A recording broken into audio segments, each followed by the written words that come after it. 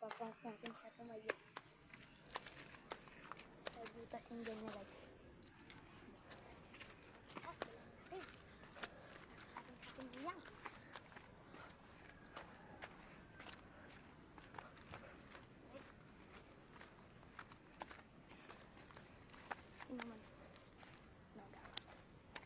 Yan guys. Tagal na yung cellphone mo, boy. Ha? Nagpad. Ilang bili dyan?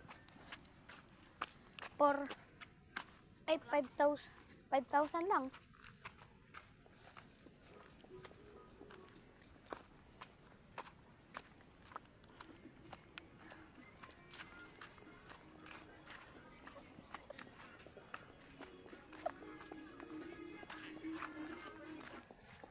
Hindi kayo makaya tumayang door.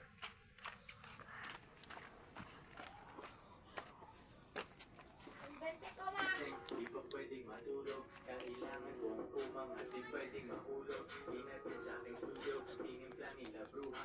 Limang araw na dito, pera kailangan makuha. Dito lang ako sa pleba, umaga hanggang gabi. Pati mga bitches ko gumagawa ng salapi. Kasi nga ang bag nila, dito sa aking kumpanya. Di ganyan babae mo kasi ikaw ang tuta niya. Ikaw ang sumusunod, Bakit nakaganyan yan, oh? maghabol at manuyo, yan hindi ko Wow!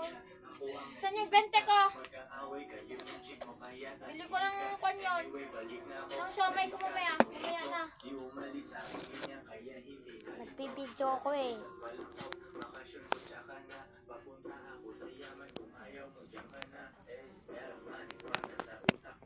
May ako na lang bibigay kasi. Ako na, bibili ka na lang mamaya, no? Oo. Lagyan mo ng madaming bawang, tsaka ano, Oo! sauce, tsaka ano, madaming soy. Oo, busin mo yung soy nila doon. Oo.